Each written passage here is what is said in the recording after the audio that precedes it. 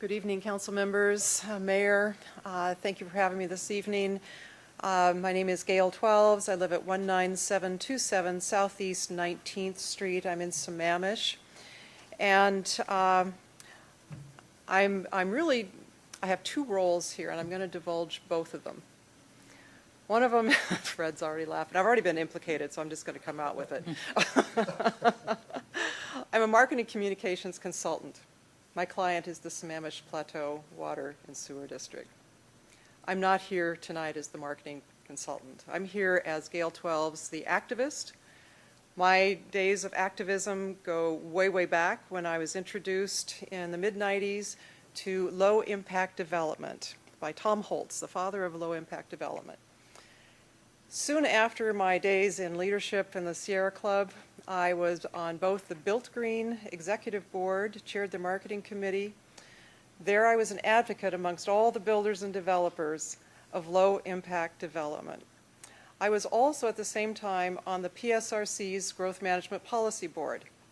I was advocating again and wrote a good part of their vision statement on low-impact development, but more importantly on preserve what's on the ground now, don't damage it. There are other ways to do things in a better way. It was during that time on Built Green that there was a Port Blakely representative on our executive board, and I just kept at him about LID, up at that time Grand Ridge, soon to become Issaquah Highlands. I thought, what an opportunity. Things didn't transpire as well that time. I wasn't real open to it, even though I was very, very active as being an advocate of low-impact development. I believe that you can build and you can develop in a less destructive way. Low-impact development gives you that opportunity. After the Camp Creek blowout, that rep from Port Blakely didn't come to meetings for 3 months. So the reason why I've pulled my activist boots back on is because of my concern of the lower Issaquah Valley aquifer. I came to this knowledge, obviously, through my work with the Plateau Water and Sewer District, but I'm really here out of concern for my original issue that's always brought me out in the past, and that's for water. So let me jump into it. The LRIG, Lower Reed Infiltration Gallery. What I've learned is that it seemed like a good idea at the time. In fact, it's the wrong technology in the wrong place. It doesn't have the minimums of requirements for injection wells in a number of ways. One, it's incorrect to state that the soil will filter the impurities out, and here are two reasons why. One is that the soil underneath LRIG is gravel and sand. It is not the typical kind of soil that is required by the state to provide a slow percolation and gradual cleansing of the bacteria and the fecal coliform. The other is that the design standards are insufficient.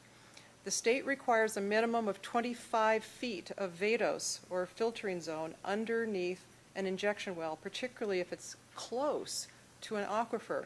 You're right on top of an aquifer, and you have at best 9 feet of VADOS zone. And here's the interesting part, is that VADOS zone disappears when it gets rainy. And when it gets rainy, the aquifer recharges. That's when you're infiltrating stormwater contaminated with fecal coliform that's been washing off the Issaquah Highlands. You're sticking it right back into that aquifer, thinking you're recharging it. It doesn't need recharging at that time. So I want you to think very carefully about the fact that 5,000 units of fecal coliform are going into that aquifer when they shouldn't be. It's not being cleansed out. I've read the reports. You had two options. You chose to assume the district so you could control the wells instead of choosing to actively treat the water. Every other injection well in the state has to treat the water to drinking water standards. I want the city council to go back to that option. As you know, the water district has offered to co-fund that option so that the water gets treated and cleaned before it goes into the aquifer. And as you know, I'm from Sammamish. As a Sammamish resident, I get my water from the Sammamish Water and Sewer District. I'm not confused who I'm paying. Thank you so much.